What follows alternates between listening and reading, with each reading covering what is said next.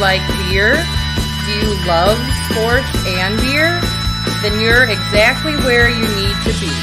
This is the Huebs Views Brews show on 1252 Sports Chicago. Cheers.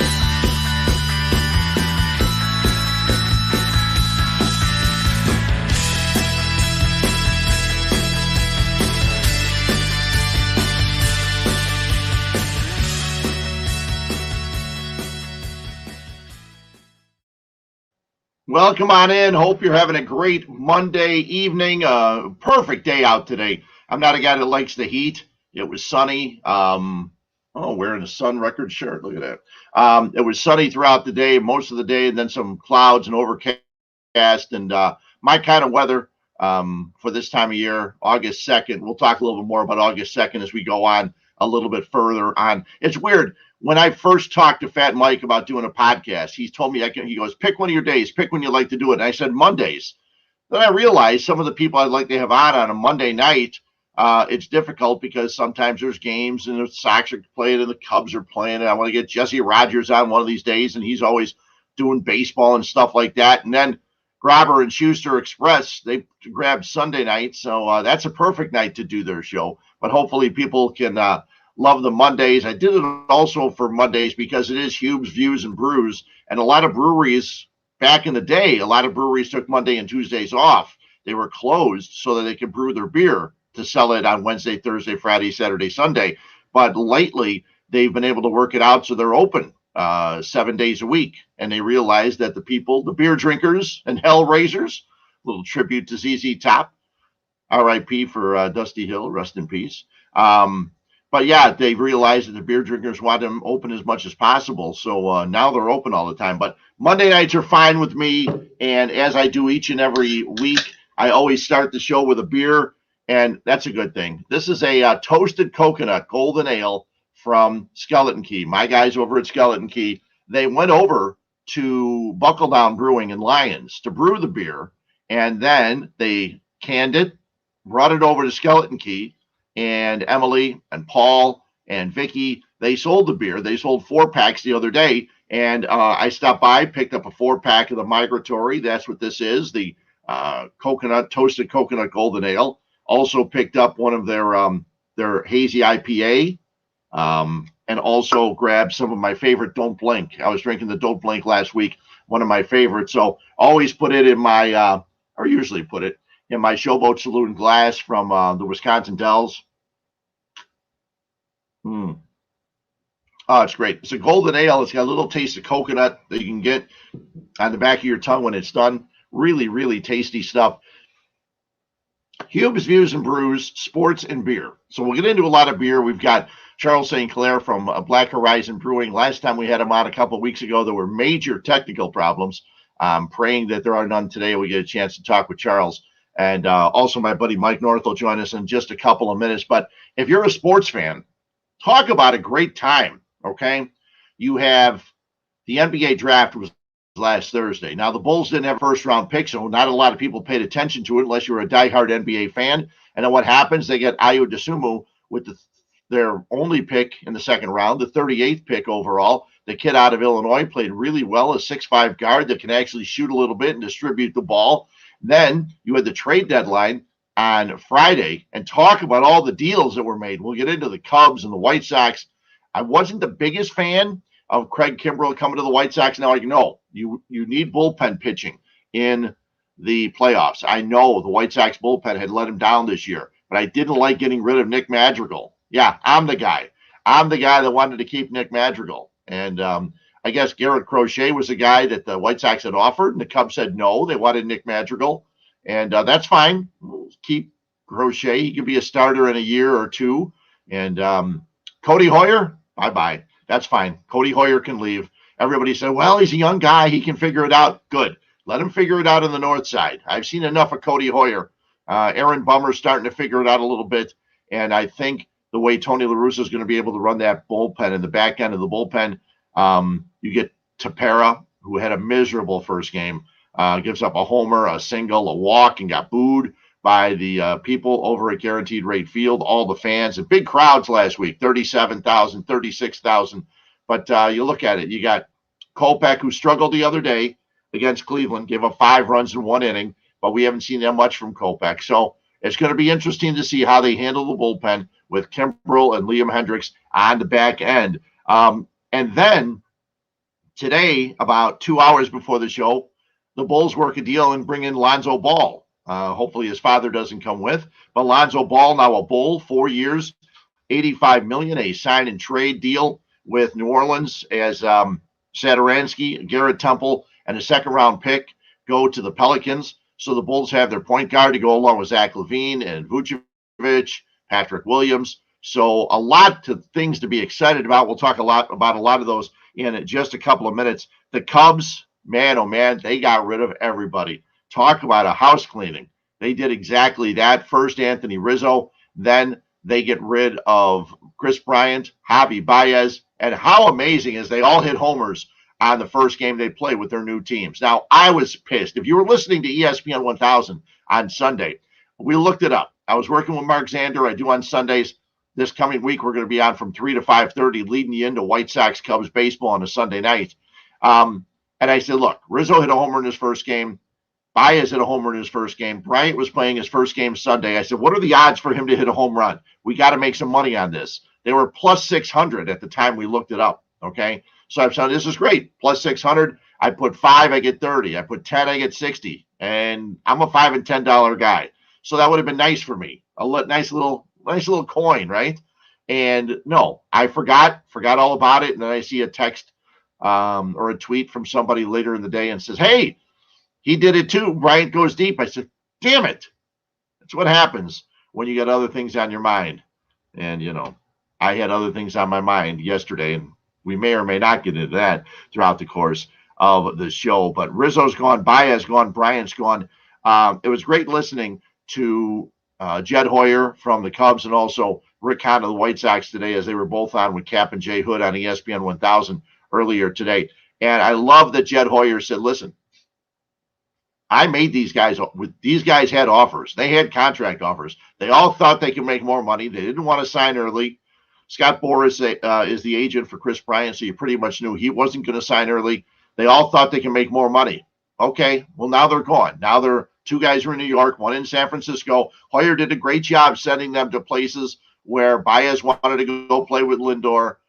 Rizzo goes out east, and Bryant goes out west. He's a Las Vegas kid. So he did them all favors, sends them to places where they can all be involved in pennant races here after you see where they went with the Cubs, after the Cubs had that 11-game losing streak earlier. So everything worked out for them. But it was interesting to hear that he wasn't pulling any punches. He said, hey, we made them offers that would stand up nowadays. And it'd be interesting to see if, in fact, down the road, 1 or 2 of them come back. I think the only one that might come back and that they may make an offer to is Anthony Rizzo. And when I say that to people, they say, you're crazy. He's older. He's a first baseman. I think he struggled a little bit at first base. His games with the Yankees already over the weekend, he's playing tremendous first base, turning 3-6-3 double plays and everything else. That's the Anthony Rizzo that you expected to see constantly, but we haven't quite seen that this year. So the Cubs are a lot of young players in return, a lot of guys you won't see for a little while. You're not going to see them for several years, I don't think. So we'll see if Cub fans, how they're going to deal with the new Cub squad, the new rebuild, or whatever they want to say. They don't want to call it a rebuild, a reset, a retool. Who cares what they call it? They're going to have to put together a team that's going to challenge in a division where the Cardinals are going to try and get better. The Brewers are getting better, and we'll see what happens with the Cincinnati Reds. But one other thing I wanted to mention about the White Sox, and that is they're still not hitting. I know they took 2 out of 3 from Cleveland. I sound like one of those fans that just likes to bitch. And there have been times where that's me. I just like to bitch and moan and complain. But they're not hitting the ball. Tim Anderson's not hitting. Abreu's not hitting. He's getting hit as opposed to hitting. And Moncada, not only is he not hitting, he looks disinterested in the field and at the plate. He looks disinterested. I don't know what it is. And it's nice to have Sebi Zavala hit 3 home runs. It's nice to have Adam Engel going deep. Nice to have Brian Goodwin with a walk-off homer. He also homered on Saturday night. It's nice to see all these things, okay? Actually, he homered Friday night when the White Sox lost 12-11. They scored 11 runs. The bottom of their lineup, the 7, 8, and 9 hitters of Brian Goodwin, Adam Engel, and Sebi Zavala they were at 6 for 10 with 5 home runs and 9 RBIs, which meant the rest of the team did crap. They did nothing. You cannot rely on Engel, Goodwin, and Zavala to win games. Now, it's nice to have them piecemeal things in and do stuff while the White Sox are struggling a bit with the bat, but you can't count on that. They've got to start hitting the ball. The pitching, struggling a little bit. Lance Lynn, Keuchel, Rodon, all struggling just a little bit. So we'll see how the starting pitching goes as we the White Sox have a 9-game lead in the division. That's nice. But if you remember 05, they had like a huge 15-game lead, and it got cut all the way down to 2 or 3 before they held on and won the division, then went on and won the World Series in 05. So we'll talk some White Sox, we'll talk some Cubs, a lot to get into with my guest, and I'm thinking that Mike North may be here. North never misses a start time. He's always there. Hey, Mikey, what's up? I'm having a good hair day. I'm checking it out right now, Fred. Hey, Man, look at that. I just woke up from a nap about my third nap of the day about 4 hours ago. I'm feeling fresh. How are you, my friend? I'm great. How about you, man? Hey, who says you got a face for radio? You look great with that hair. I feel great. I play golf a couple times a week. I got a great life, got a great wife, as you know, baby, and just having a good time out in the sticks now. I'm a country boy now, from Rush Street to Main Street. You know what I mean? Yeah. So just been a great time, great transition working at ESPN and doing my stuff at Win Daily and doing stuff with Bears Barroom, which I've been doing for a long time, doing stuff I want to do and enjoying it. Well, I was going to ask you that right off the bat. I want to talk to you about the sports and all the other stuff, but do you miss the daily grind, the Monday through Friday at all? If the money's right, I would. I still got the fastball. If anybody ever made a big time offer, I'd go for it. Sure. But you know what? I don't worry about that. I never lived my life like that. I didn't get into radio till I was 39, 40 years old. Right. I'm hearing about people with stress now. Well, you should have been around 1992. Exactly. When everybody put their jobs on the line and their, to try to make a sports station, succeed. And, to this day, I'm very blessed, feel good. And it's good to talk to you. I know things have changed for you quite a bit. I keep up with you. You know I love you. We had a good time together, always will. I'd like to say that I drank beer for beer up to 30 with you in Vegas, up to 30. And then I said, I'm feeling a little peaked. Feeling a little peaked. We were the first ones to have that stupid snake. We had the snake in Vegas with all the Red Sox and Ken Patterson going to get them.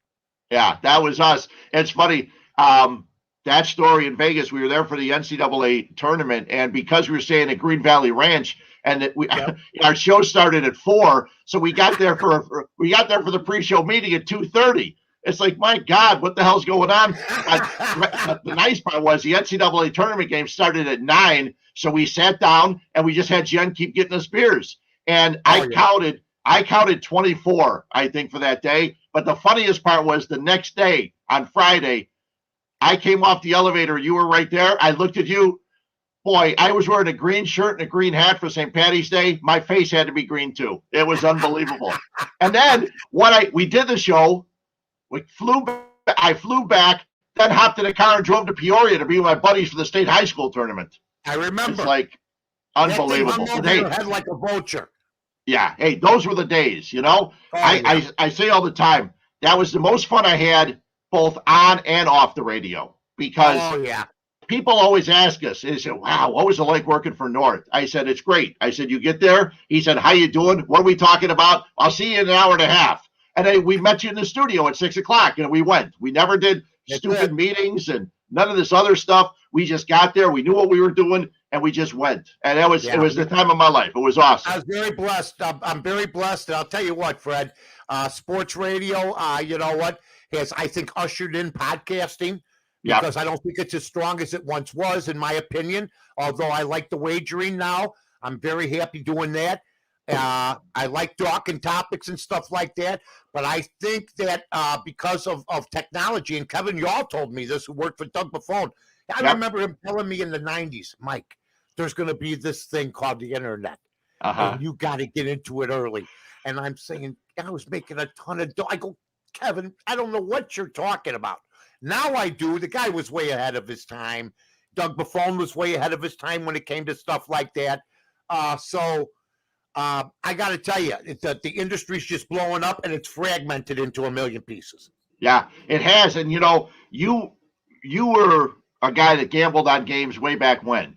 You had a guy. There was a guy there. You knew it. So once this gambling thing came along, you fit perfectly into it because you've been doing this for a while. And there were other people that did. I never had a guy. I never had a Costa Rican account. None of that stuff. But it just makes the game so much more interesting. Even if you're just going to throw a couple dollars here, Rodon's going to strike out 6. You sit there and watch the game. You enjoy it a little bit more. That's all it is. It's a fun little thing as long as you can control yourself.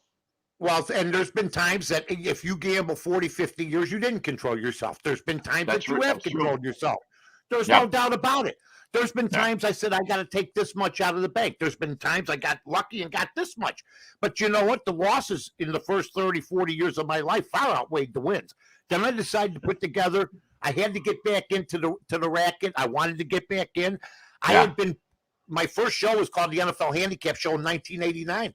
Mm-hmm. I handicapped football on 1240 WSBC. I thought it was right around the corner.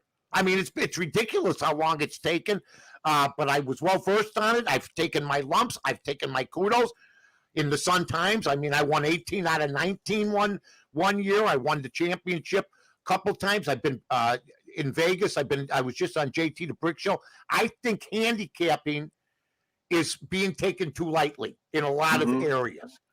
I know the TV is just letting anybody make their picks. I don't listen. I love her. Sage Steele, Clay Travis. These are people that I like, that I'll listen to every so often, but I'm not going to take their advice on gambling. Sure. I know what I'm doing. Carmen knows what he's doing. Yep. They're starting to see sites sprout up. Win Daily is paying me a nice number to be under contract to them to actually make money podcasting. So in my own home, come on, are you kidding? I know. I can think of all the trouble I wouldn't have been in had we done radio from home, but it wouldn't have been as much fun. It was so much fun to have like 30 people pulling in the same direction, trying to make a winner out of something, because we were told we weren't going to be a winner. Right.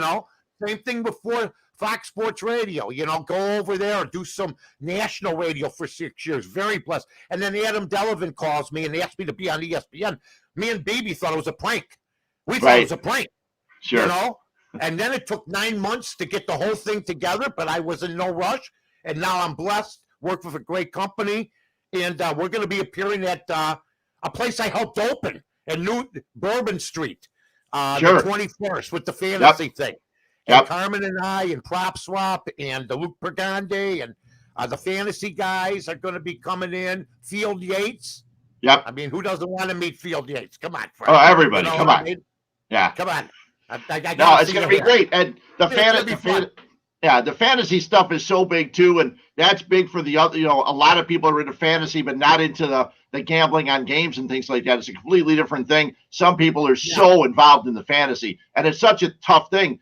Fantasy baseball is the toughest because it's every single day. Your pitcher goes down, a guy goes on the IL, other things. In the NFL, at least you got some time to figure it out during the course of the week. But like last year, a weird year for everybody. But they played football last year on every day of the week. They even had a Friday game one time last year. That won't happen this year, thank goodness. No. Let's talk a little bit about some of the stuff that's going on right now, because I know you're an NBA guy. You love the NBA. Right. You love playing hoops. You always did. Right. And Lonzo Ball coming to the Bulls. That happened just 2 hours ago. Free agency in the NBA happened. And I don't ever want to hear from his dad, but I can't wait to see Lonzo Ball in the backcourt. Yeah, I watched him last year. I watched him. I'm not, I don't know that much about him, to be honest with you, Fred. Mm-hmm. You know what I mean? Right. I want to see more. No, I don't think a lot of people do. They understand the name. They understand the father. I was not a fan of the father. I was not. Still am not. He didn't have to do that. His kids were good enough. Let the kids do their talking. But you know what? Proof's in the pudding. So we'll see what happens. I like the fact that, you got the kid in the middle, and then you got Zach moving over. And you know what? I've always said, if you can get a guy better than the guy on your team, okay? Let's say Zach LaVine. Okay, let's say tomorrow we got the Greek Freak. The Bulls would become better because their best player just dropped down to second, and now you got a stud. Sure. Okay, I still love Milwaukee. I love what they're doing, but I like what the Bulls are doing. This guy, AK, I can't pronounce the guy's name. That's okay. So, nobody can. Right. So I'm not going to be I'm not, me. I'm just going to say it. I can't pronounce the guy's name. Anyway, he's doing a pretty good job. He seems to be pretty bright. Reinsdorf pulling a lot of the right levers lately with the Tony La Russa hire. We're finally getting rid of Gar and Pack. So, I like what the Bulls are doing. Shake it up. Get the fan base interested. And the East is there for the taking. What I mean by that is, okay, Milwaukee could do it, but one injury knocks them out, and we know who that is. So the teams after them, they're okay. The Celtics were no big deal this year. Nope. The Pistons are still going to take a while. So you know what? I like what the Bulls are doing. I really do. Yeah. When it comes to the NBA nowadays, like I said, I'm not a fan. I'll watch every Bulls game, but I don't care about the rest of it. Do you you watch the NBA because you like the gambling of it, or because you like the play? Let me tell you something. I was cheering about 3 weeks ago. I don't know, the John Deere Classic. I had money on certain golfers like it was the Masters. I mean, he almost hits a pedestrian. Some pedestrian was walking on a country road, and one of the balls. I mean, I was cheering golf from COVID. I discovered betting on golf. And it's not any system that I have like I do in baseball, football, basketball, or hockey. And I don't play the soccer stuff or tennis. I don't know anything about it. I leave that up to the other experts. All I'm saying is that golf, I'm almost addicted to. On the Sunday, picking 3-4 golfers that got a chance to win, plus 500 for this guy, plus 900. I won a couple times like that with Justin Thomas not that long ago, and John Rahm, who came back the 2-putt ones. I won that. Came back from nowhere with him. He started out at 16-1. So I'm hooked on golf. And I think all the sports are prospering because of gambling. And if you're an owner, you got to be saying, where were we 20 years ago? Or were we that head in the sand? That now look at everybody. Look at what's going on. Now you got to be prudent. You got to treat it like a business. Because you know what? It's no fun to ask the wife for 15 large. You know what I mean? No, it's not. No, especially when you don't have 15 large. You might have 3 large, And then the next thing you know, you're ducking like you're the fugitive. You're ducking behind in your own hometown. You're in a gangway. The light, knocking the light out. Hoping that they don't see you. You hear footsteps like you're in a film noir. Forget about it. You don't want that. You don't want that. You don't want some guy breathing heavily when he's not breathing heavily, but he sounds like he's breathing heavily. That's all I'm telling you. Because he's too close. Yeah. Yeah, and you're a 10-5 guy. You're a 10-5 guy, so that's good. Yeah. 25, 10, 15. But I won the last golf major. I had Morikawa to finish in the top 5. I had Rahm to win. He didn't, but he finished in the top 5. And I had another guy. I had 3 of the top 5 guys, and I said it on the radio before the tournament started. I picked them, and you know what? At the end of the tournament, boom, got some money. That's nice. Wow. It's a nice thing to have, And you can do it every night. I got 6 games on in front of me at the MLB extra innings package. I didn't bet on any of them tonight. Yeah. I got the under 9 Philly Washington. It's only 1-0 in the 5th, but I got Washington on the run line plus 1.5. So it's a tight ball game. They're coming up in the bottom of the 5th. That's why I know all the teams. Sure. I knew them all since I was 4. I had to watch the box scores. Gambling made me watch everything, made me judge the talent. I knew about Cutler coming from Denver, that he wasn't going to work out because I watched him in Denver, and I bet him. And I said, wait a minute, they're not getting rid of a 26-year-old guy. No. And so just the NBA, I didn't bet a lot of the Pelicans. I didn't see a lot of Lonzo Ball. Sure. You know what I mean? So there's John Momola. Look at my guy. Rock. got kids in their 30s now or something. I don't know. He's running stations. He's all over the place. It's amazing, Yeah, isn't it? yeah. Well, you know what? Rock Like went to Titletown, USA. Yeah, he did. Who knew? Tampa, right? But and I was saying earlier, when I got to the station on a daily basis, and I get to see Rock, Matt Weber, you, me, and Maxfield, and then Jen walks in, bouncing in, and she's all happy about everything. It's like those were awesome days, and it's so nice to see everybody as we moved on. That show was fun. Everybody moved on. Everybody's done a lot of good things, and I'll tell you what, the whole thing was great. I mean, we were like, and it was a good mixture of people. Oh, sure. Well, and I couldn't believe when Rock became the PD. God bless him. I mean, my God. I know. Of all the guys, you know. I'm reading things. He pushed my envelope, you know. Those were great. I'm reading things. It's Rock Momola explaining how to do sports radio. I said, "Damn, he learned. He listened. He he picked up everything, which is awesome, and I love it. It's so great to see." The football season. Well, we were talking a minute ago about watching the games, and that's how you got to know the players. For years, we talked about fantasy football, and they all said, "Nah, fantasy football, we don't want to get into it. You can't do that stuff." Finally now, hey, Spaceball's got a show here on 1252. Spaceball, along with DeMouse and Tarbill, they did a show yesterday, the world's best fantasy football show, or fantasy show, on Sunday mornings now. Space is into it. He's been doing this since 92, but that's how we knew all the players. We knew the games because we've watched the players. I went to Gleason. I say, okay, we got high school days with Bob Sakamoto on Fridays, but we do. we have we have NASCAR. I had NASCAR. I said, listen, you got to let me do a half an hour of fantasy football. I don't know about that. And then Schwartzy was a big fantasy football guy. Yep. It's going to be the greatest. It's going to be outstanding. We're going to make nothing but money. And he was right about it. He sure was. We didn't make all the money he did. So I ended up doing a half an hour.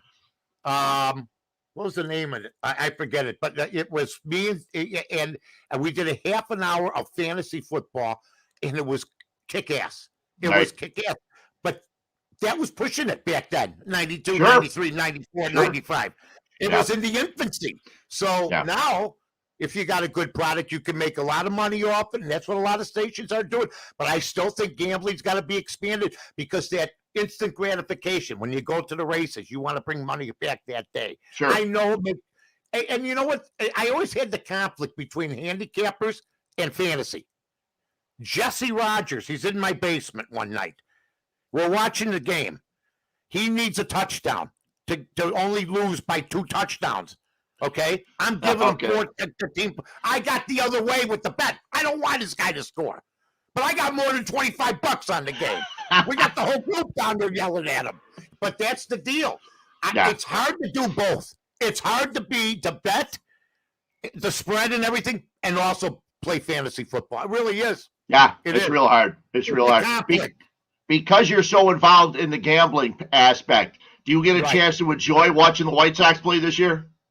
Oh, listen, my system has hardly picked the White Sox this year. They're fooling everybody. Yeah. They're fooling everybody.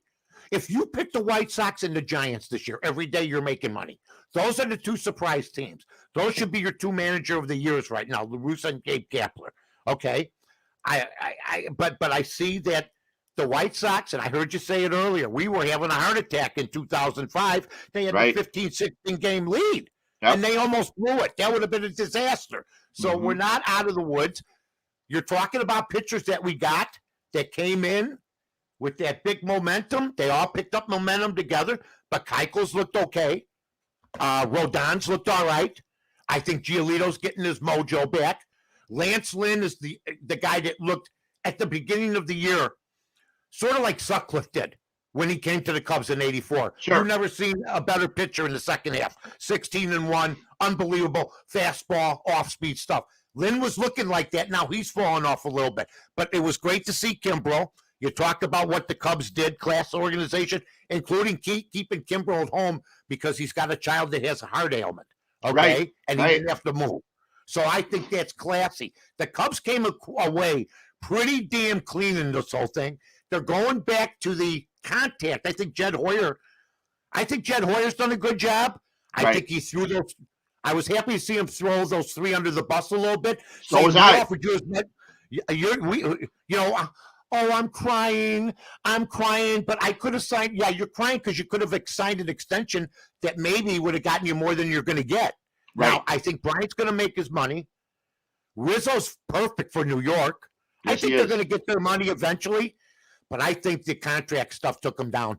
And I think that Jed Hoyer thought, we're not going to win with these guys again. Why waste our time? Right. Why waste Plus, it was no help that they got rid of Darvish and Schwarber, and they could have signed Castellanos, and Rickett has a team that was 100. He bought the team for under $1 billion, and it's worth $3.35 billion, Fred. Sure. In 12 years, it's like 3 times what it was worth. So I don't want to hear he's got money props. I really don't. No. You drive past that area, you don't even recognize it. It's unbelievable. There's buildings everywhere. I go, where's the ballpark? I go, holy Christ, it's everywhere. There's stuff, big buildings, hotels, restaurants, everything. Listen, I'm playing pool in raised bleachers. I was 18 years old, 3 sheets to the wind, having the time of my life. It was a shack with a pool table in the middle, with 20 stools right across from Wrigley. Bernie's, they were bars, just regular. Now they're brick buildings, and you got terraces, automatic awnings, the whole thing. But I just want Cub fans to know you're a big market team. I didn't have a look. The last 5 years seemed like 10 to me with this team. They were supposed to do it, and they didn't do it. The last time they did it was 2016. I thought they're going to win another one, but I also was reminded when I was on Fox Sports Radio the other day, I made a prediction that easily they could be the 85 Bears, and it looks like that's what they turned out to be. Yeah, it's amazing. So, before I let you go. Are we done? Almost. Remember this? Yeah. Listen, so Justin Fields, the Bears trade up, they get a quarterback. Hall of Fame. Andy Dalton's going to be the guy unless somebody gets hurt.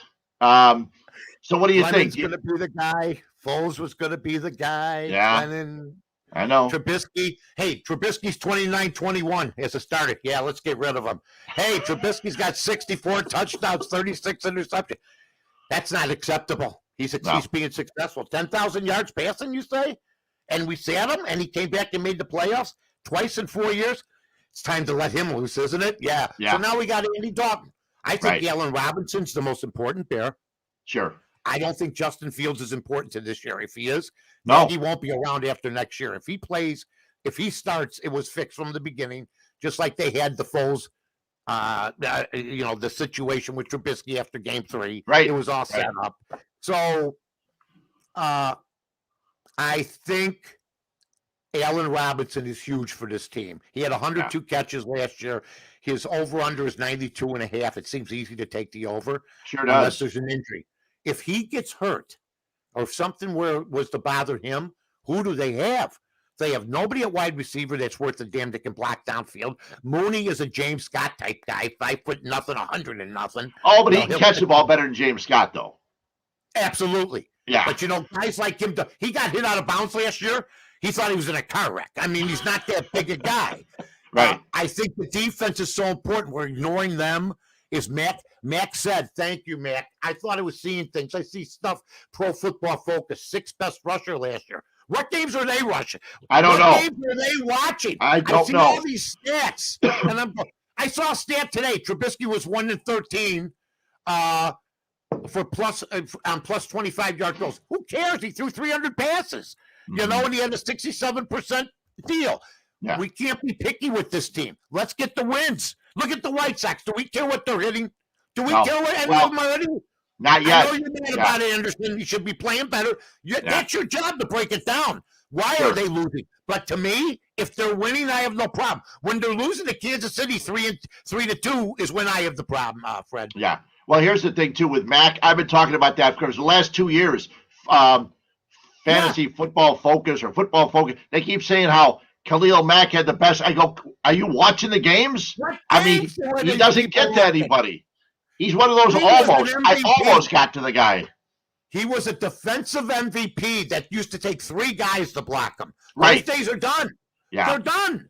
And if I hear one more person say, well, he got double teamed or triple teamed, that's what good guys do.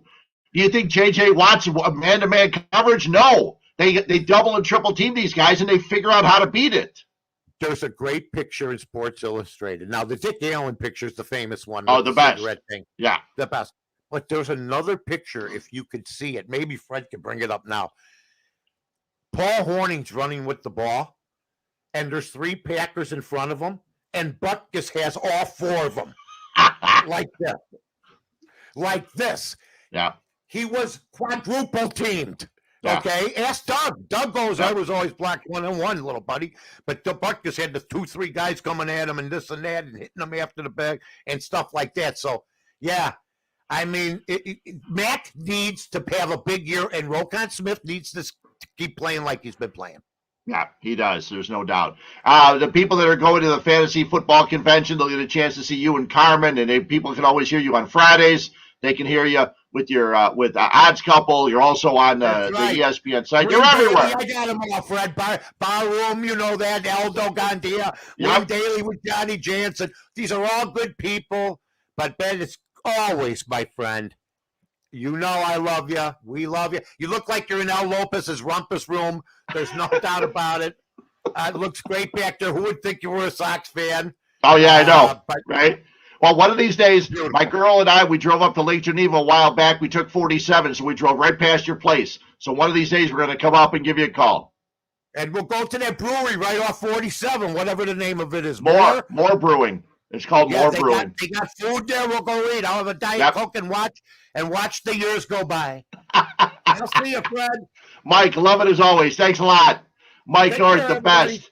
You can't miss Mike North. And again, you can find him if you're following on Twitter. It's at North to North. It is North 2, the number 2 North. And so much fun. Again, some of the best times I had in radio. I worked with Murph for 5 years. I worked with North for 4 years. People said, how do you work mornings? I said, are you kidding me? I said, I'm home by 11 o'clock every day. They said, yeah, but you have to get up early. I said, yeah, 2:30. No traffic in, no traffic home. Home by 11, take a nap, watch games till 10:30, sleep for 4 hours, 2 hours in the afternoon. It was the best.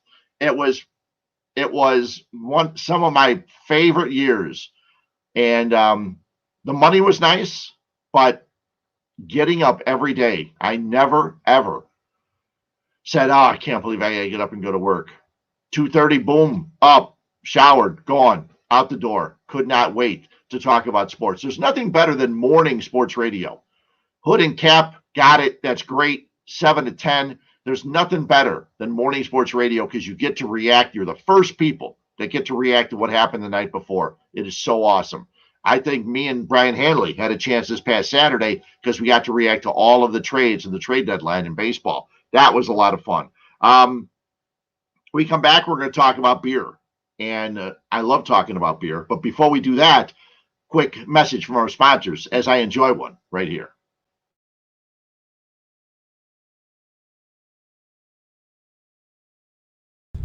Hello, this is Paul from Nick and Ivy Brewing Company. We are located at 1026 South State Street in historic downtown Lockport, Illinois. We are very excited to be partnering up with the Fat Mike Chicago Sports Show, as well as the 1252 brand, because we are one of the few Chicagoland breweries that embrace sports and sports culture. Come in for a fresh brewed beer made right here in Lockport while catching the game of your favorite team. Stay for the live music that we have booked every weekend, or just come for a cozy atmosphere to enjoy a good conversation with a friend, loved one, or complete stranger. Nick and Ivy makes you feel right at home no matter what the occasion is. Follow us on Instagram and Facebook by searching for Nick and Ivy Brewing Company.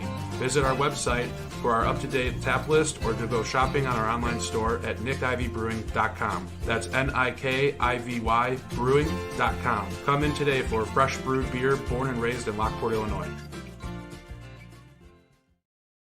So many good breweries, so much good beer out there, and that was one of the reasons. Again, I've said this before, but when Fat Mike asked me, he goes, would you love to get you on our 1252 Sports Network and doing a show? And I said, I'll talk sports, but I got to be able to talk beer, because I said, those are the two things I know.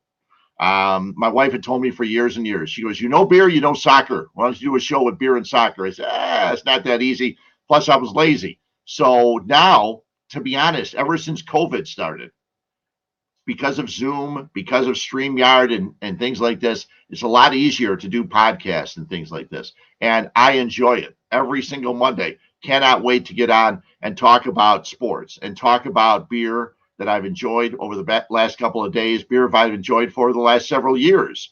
And we're going to continue to do that right now as my guy, Charles St. Clair, is going to join us from Black Horizon Brewing. Charles, how you doing today? What's going on, buddy? Well, I can hear you this time. It's a lot better than last time. Awesome. Yeah, a lot better. I'm completely intimidated right now. I just want to let you know I do not have a encyclopedic knowledge of sports. So if we go down that sports rabbit hole, I'm going to be like, No, we're sticking with stuff We're sticking with beer. Okay. I mean, about 2 weeks ago, I worked on a Saturday night. I did White Sox pre and post game. I said, I got to get this game over with because I got to get to the 4th anniversary of Black Horizon Brewing. I got there just in time. I talked to you guys. I wasn't sure if you all remembered. I remember you. I remember because I promised yes. to be on the show. It was, when you guys started Black Horizon 4 years ago, a little more than 4 years ago now, what were your hopes for Black Horizon? That someone would walk in the door. Sure. that some and they would come back and walk in the door again and again and again and again. Mm-hmm. I'd say that was my only hope. You'll have to ask Kevin and Alex what they think, but that was truly my own only hope was to get repeat business. To hope that we made beer that was good enough for repeat business. How surprised are you? I mean, there are. I'm at Downers. I'm just off 75th and Lamont. From where I'm at, if you put a circle around, like a 2-mile circle, there's like 5 to 6 breweries. And it seems like all of them have done very well. How surprised are you that there's enough beer drinkers to support all of these breweries? Well, I look at it this way. A lot of people say, what is the competition tough or whatever? I'm like, it's not really competition. Right. I mean, because even if you threw 3 more breweries in the area, that's fine because those 3 breweries draw people into the area, and like you said, there's at least 5 or 6 breweries there, so that creates like a cyclone, like a whirlwind of brewery hopping. Mm-hmm. So people are like, well, since I'm here at Miskatonic, I'm going to go over to Skeleton Key. Well, since I'm at Skeleton Key, I'm going to go to Black Horizon or Imperial Oak or Pollyanna or, Whiskey Hill, any of those. And it just happens. And they spin around and around. And a brewery introduces a new beer. So people get drawn to that brewery for the new beer. And they say, oh, what is Imperial Oak have? Let's go over there. So it just draws people to our area. It kind of almost makes us a little quasi beer mecca in the southwest suburbs over here. Oh, it's great too. I mean, I tell people, people keep saying, why don't you come into the city? I said, I don't need to right now. I mean, there's so many here. And with the way you guys and everybody else has new beers coming out, there's no real reason to do all that stuff. You mentioned Kevin and Alex, and the 3 of you guys have been together since the start, correct? Correct. You are correct. Yeah. And who's the one that does most of the brewing? Alex. Alex is there full time. So yeah, him and we have an assistant brewer, Derek, who. Did Alex come from Miskatonic? Alex worked front bar at Miskatonic, so he wasn't actively brewing there. So he was just working there while we were getting the project going. He was at Whole Foods before that. So What made you want to get involved in this? Well, I started out, actually, it used to be like a straight vodka drinking guy. And, I think I've still told this story like a million times. People have asked me, but I don't mind telling. And I used to go to a place in Chicago, a club in Chicago back in the days. It's called the Funky Buddha Lounge. Okay. Right on, I think that's Grand Avenue, right there. The big 6 corners intersection, Grand Milwaukee, and I know exactly where it's at. Yeah. So right next to, I think the Dawson is there now, and Funky Buddha Lounge is right next door. But anyway, I digress. So hanging out there, I drank beer, and it was like Miller Lite, whatever, blah blah blah. I drank my vodka drink, which was effing black cherry on the rocks, 2 lemon wedges, always the same thing. Okay. So I just want to try something new, and I'm looking in their cooler, and there's this really cool bottle that I see, and it's Chimay, and I'm Yeah. like, well, let me give that a try, sir, and from then on I was hooked on Belgians, and so over the years I just expanded my, and no pun intended, horizons when it came to Sure. beer, and I just started trying other beers. Found Le Fin du Monde, which is one of my favorite beers. I used to drink that after playing soccer on Saturday afternoons with my buddies at a small bar on Division Street. So it just goes so way back. And so there's small this bars got opportunity. Oh, Yeah, go and ahead. small bars got a ton of huge beers too. I mean, Oh they've been yeah. they were one of the bars that actually got a lot of people into it. Now, believe it or not, I've not been there, but I know everybody says, "How have you not been there?" I mean, like in the city, that's the place to go. Exactly. Yeah, So yeah. just drinking beer, and then fast forward. Oh my gosh, how many years was that? 10 years. This opportunity comes up, and I had the money at the time, so I was like, okay, sure, let's do this. I thought I wanted to own a bar, and so this is the closest thing to it. And I found out in the end, I don't want to own a bar. I want to own a tap room, because once you get liquor involved, it's a completely different crowd. So Yeah. Well, that's just my opinion, but I love owning a tap room. somebody told me years ago. They said you don't want to own a bar, you want to own a store.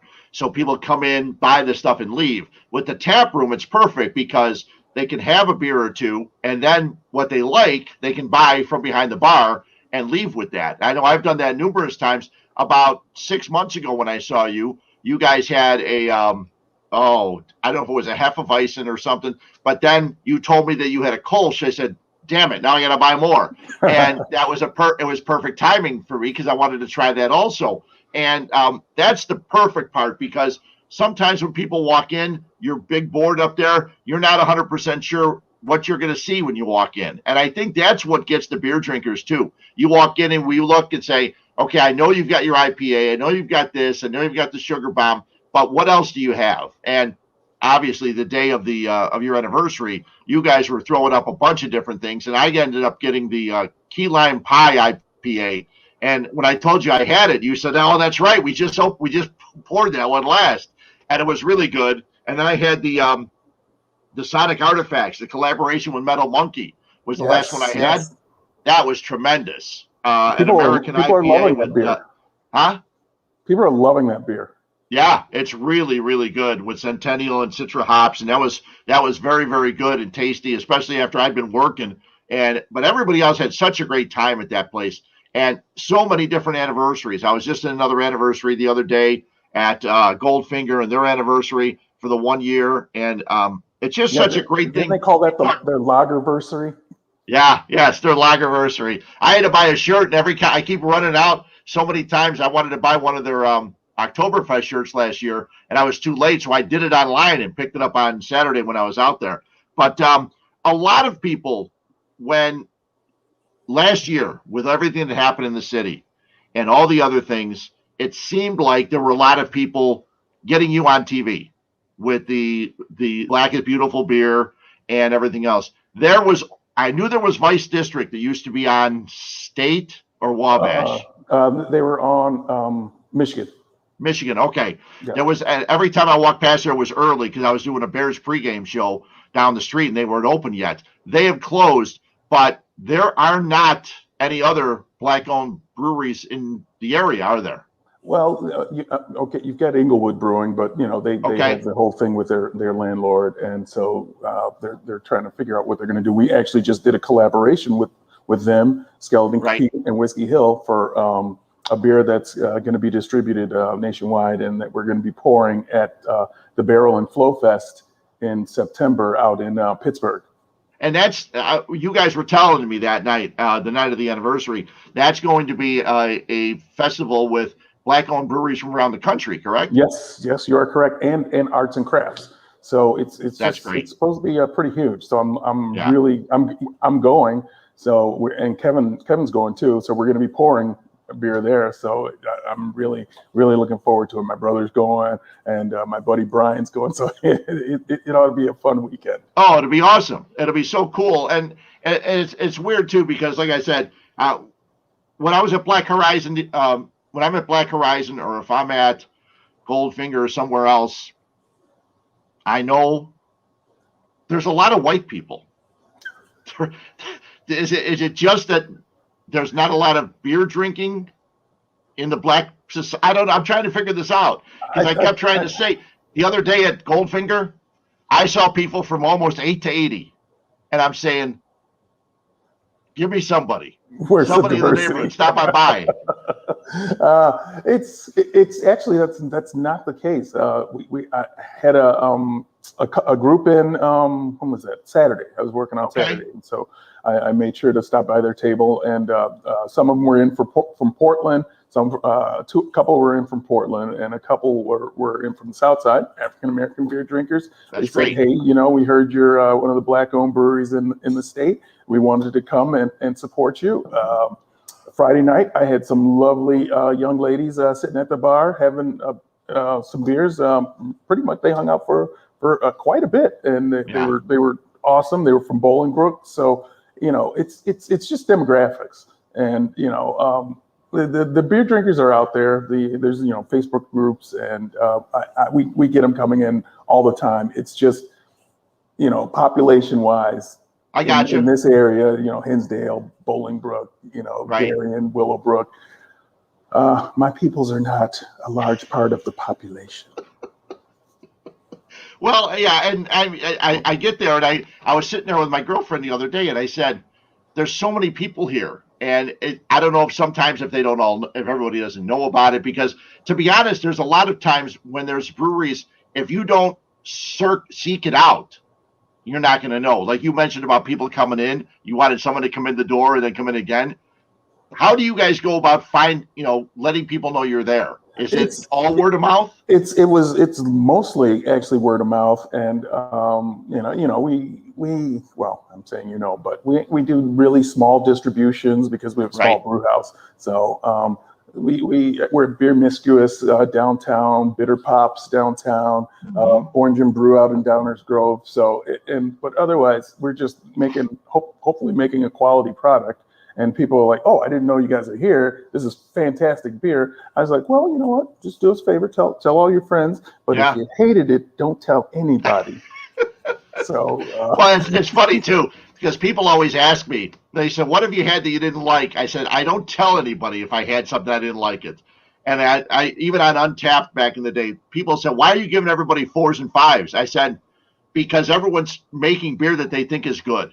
I'm not going to I'm not going to say because I didn't like it. Maybe someone else does, So I never say if a beer is bad. I give it another shot. There was a brewery near my hometown in Berwyn, Cicero, Berwyn, that I tried, and everything I tried I didn't like. But I talked to 4 or 5 other people. They said, "You got to go back. You must have just had a bad day or something else, or maybe what you ate with it didn't taste good. Try it again." And that's the nice part, because every single brewery has people that will vouch for it. I mean, I tell the story. I was starting to tell it a couple weeks ago, but you couldn't hear me. 3 years ago, my wife's family was having Easter. I worked, and I knew I was an hour and a half early. I said, "I'm going to go to Black Horizon for a couple beers." You were the only guy there. So you and I sat, we talked. I had 2 beers, and it made Easter go a lot quicker after I had a couple of beverages. And that's the nice part, just getting in and getting to meet these people. And we've talked so many times on this show about the whole community and what the community does. And I know so many people have been doing stuff for Skeleton Key after the tornado took their roof off and that. But you guys are doing a tornado relief fundraiser, and it's for the area. Is it for the area of Willowbrook? Yeah, it's for the Willowbrook, just the area in general, wherever the tornado affected. So yeah, it's just for the area in general. We're not going to just stick to one town. Right. Well, that's coming up on August 8th.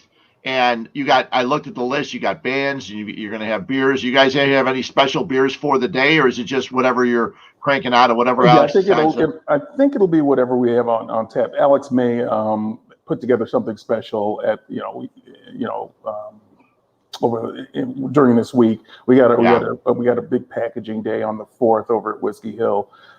So yeah, we got a whole bunch of irons in the fire. Also, we're picking up some gin barrels at Koval because we're gonna throw some beer in gin barrels again. So That's nice. That's gonna go on this week too. So yeah, we'll see what we can throw out there that might be special. We also do still have some Black is Beautiful, some of our barrel aged Black is Beautiful in cans. We do have a little bit of that left. So come and grab those up. Before now with the Black is Beautiful, was there one basic recipe and everybody else could do their own little thing with it? Yes, exactly. Yep, it was an imperial stout, and you could tweak it to your liking.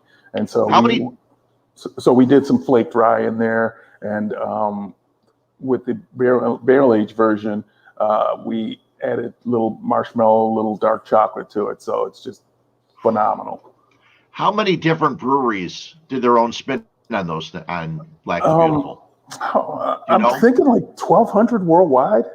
Oh my God! Okay, and they all use the same can though, right? So it was identifiable. Yeah, all the same label. Yes, all that same label. Yeah, and some of the cans had which charity they were donating to on the side of it. Cool.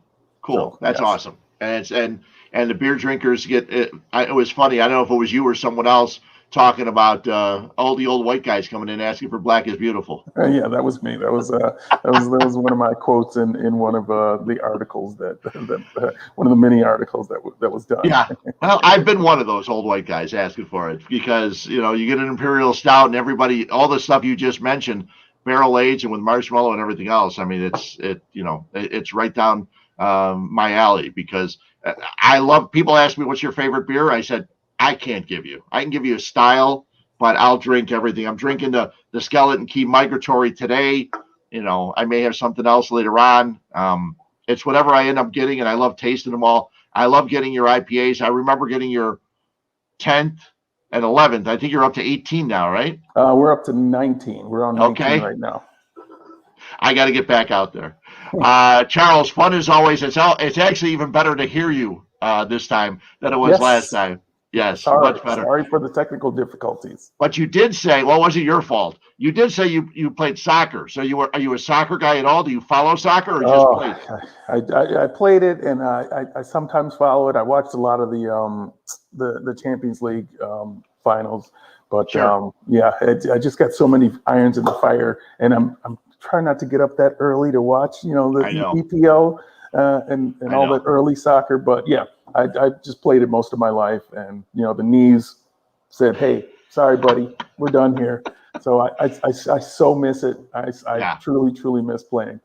Yeah, it's a fun sport. I mean, I wish a lot of other people in this country would give it a shot. It's kind of like hockey. It wasn't started here, so people don't accept it. But I never did either. And in 1990, I gave it a shot.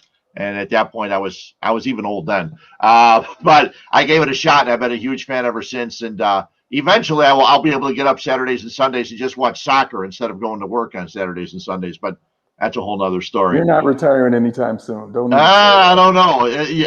In order to hit all the breweries, you can't work all the time. Or is it the other way around? You got to work in order to hit all the breweries. You are correct, sir. Charles, I appreciate it. Thank you very much. We'll be seeing you soon. Fred, my pleasure. Talk to you soon. Okay.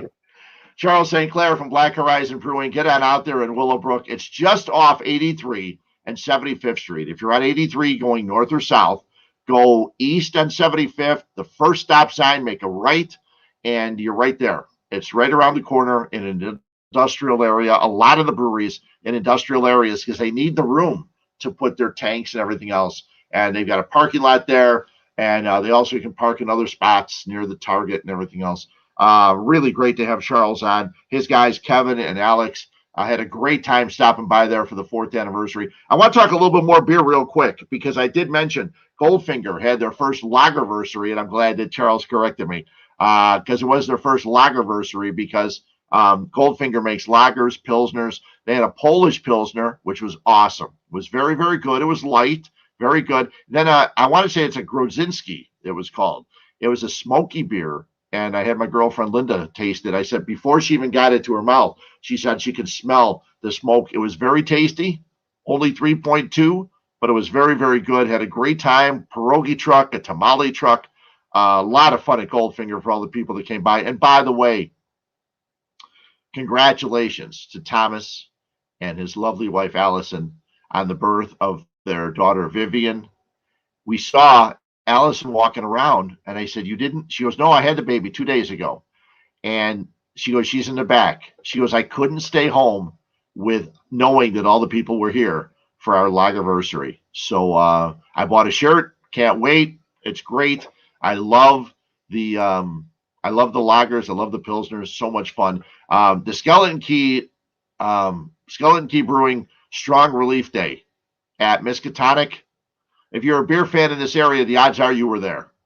It was Monday, July 26th. We had an awesome time. So much fun. I got there just for a little while, had a chance to see Vicky, the general manager over at Skeleton Key, and also Paul Slayton. Everybody had a great time raising money for Skeleton Key. They're still cranking out the beers, as I mentioned.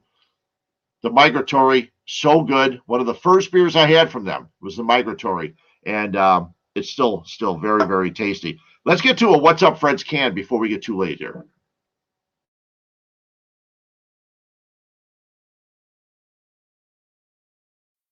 Well, maybe it's just because you're ugly. Ugly? You gotta be kidding me. Time for What's Up Fred's Can on 1252 Sports Chicago. When people ask me, what is your favorite sport? I tell them without delay, I say baseball. Baseball is my favorite sport. I love the White Sox, as you can see behind me. Mike North actually gave me this chair. Mike and BB gave me this chair. It says World Champions 005. I love baseball. Football is second, and soccer is right there. It'd be 1, 2, and 2A. I love soccer. I know my friends are rolling around right now. But the NFL starts their preseason games Thursday. The Hall of Fame game, if I'm not mistaken, is Thursday night. And the Chicago Bears preseason is going to be interesting because we're going to get a chance to see Justin Fields play. But I can't stand preseason games. We look forward to them, and we get excited, and then 10 minutes into the first preseason game, we say, okay, that's enough. I don't need to see anymore. The NFL should get, right now they have 3 preseason games because they added another regular season games. They have 17 games this year instead of 16, which was stupid in my opinion. So they took away 1 preseason game. So the Bears have 2 home preseason games and 1 road preseason game. They should cut it down to 2, and they should eventually eliminate it. I know people say, how can you play a season without preseason? None of the regulars play. The only thing the preseason does is weed out some of the other guys. You could probably do that in camp. You could probably do that playing scrimmages with other teams and not having preseason games where guys can get hurt. Nobody wants to go to a preseason game unless they can't get tickets for the regular season. Oh, and then let the people go. I understand that, but it's really difficult to watch. I love watching Adam Amin do the games. I think he's doing them again for the Bears preseason. That's awesome. But bring on Joniak and Thayer. Bring on the Bears. Bring on the regular season. They open the regular season Sunday night against the Rams, and cannot wait for that. But that's what's up my can. Now, I mentioned at the very beginning of the show, August 2nd, very, very special day for me. 40 years ago today, I threw the biggest party of my life because 40 years ago today, I got married to my lovely wife, Pat, and was married for 38 years. 2 years ago, Pat passed away from ovarian cancer. But August 2nd is always the day I will remember. Not only because it was my marriage, not only because I loved her for years and years, always did, but we threw the biggest party we would ever throw. 275 people. I posted some pictures on my Facebook page. If you watch this on Facebook, you may have seen them. All my buddies, my brothers, my brother-in-law, all my friends from high school. And it was awesome. Best party. It was my favorite wedding. I guess I can say that. I enjoyed my wedding. I always knew that people say, oh, sometimes there's so much going on. You can't do this, you can't do that. No, I made sure I enjoyed my wedding. My brother, Timmy, he put his spoon through 3 glasses, just clanging glasses because nobody else was. They were all eating. You marry my family, German and Bohemian. The Bohemians were there. They were eating and eating. And the only regret I have about my wedding day, my wife Pat and I, we opened up the sweet table. We shared a piece of sweets. And then I got some purple frosting on my white tuxedo. And I went and cleaned it off. And when I came back, the entire sweet table was gone. And there were people. There were ladies, aunts, cousins, whatever, with plates of sweets that they were taking home with them. And I didn't get any because I got something on my tuxedo. So I was telling my wife, it was probably our first married argument. We'd been married for like 4 hours. And I said, I'm going to go to that table and take some of those sweets. And she goes, you can't do that. I said, come on, we paid for a sweets table. I got none. She goes, you're going to have to deal with it. Yeah, one of my memories from my wedding. And we stopped at the cemetery today. I'm moving forward. I think most people that follow me on Facebook know I have a girlfriend. We're building a house. Everything's going well. But August 2nd will always be a day I remember fondly. And anybody who was at the wedding and at the reception knew it was quite a party. We had a great, great time. So until next week, thanks to Mike North, my guy. And thanks to Charles St. Clair from Black Horizon Brewing. If you get a chance, head on over to Black Horizon Brewing. They still have some of the Black is Beautiful, the barrel aged Black is Beautiful with marshmallow. Come on. How do you say no to that? Get on over there as soon as you can. We'll talk a lot more about some of the other breweries next week. We'll do some more sports talk next week. Vicky's saying hi, and that's nice because it's without Vicky, I wouldn't have known all these people. Vicky, I said it before, Vicky, Chet Brett, Justin Maynard introduced me to almost everybody I know in the beer industry. And if they didn't, they were people I ran into because I knew those people.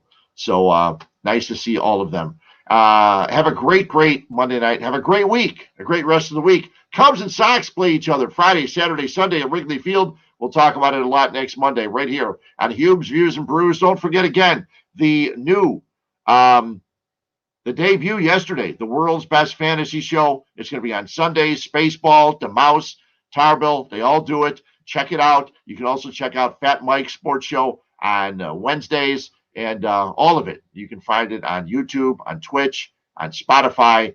Just look for the 1252 Sports Chicago platform and find it all there. That's where you can find these shows each and every day. So thanks a lot for tuning in. I got this, and then there's going to be more beers to come. Thanks a lot for tuning in. Have a great, great night.